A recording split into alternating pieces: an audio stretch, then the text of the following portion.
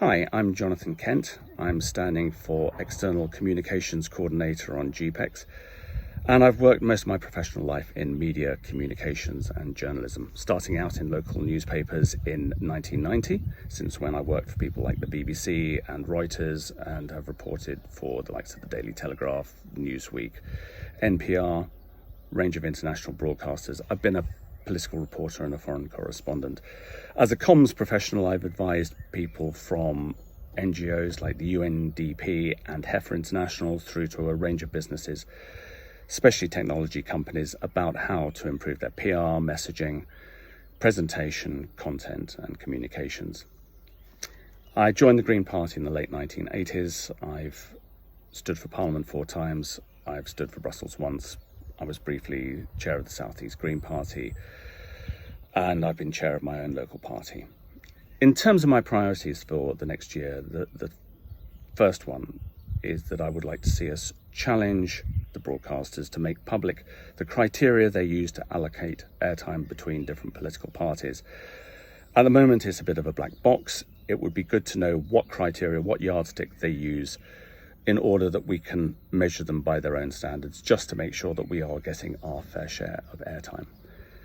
I'd like to see us conduct a review of our messaging framework.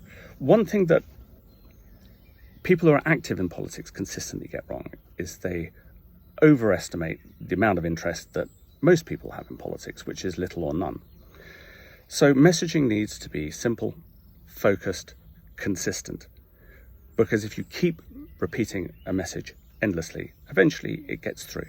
Now, within that, we can create bundles of messaging targeted at particular interest groups and communities, showing them how the Green Party stands for the same values as they do. But it all needs to be consistent within an overall messaging framework.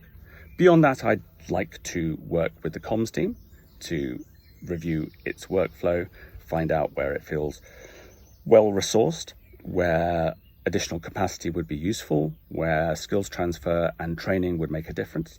Now, I carried out a review of the Green Party's media operations in the early 2010s, and as an observer, it's very obvious that we've come along hugely since then. But by providing training and strategic guidance and a sounding board to our leadership and to our comms team, I would hope to contribute to us being in really good shape to fight what's going to be a really crucial next general election.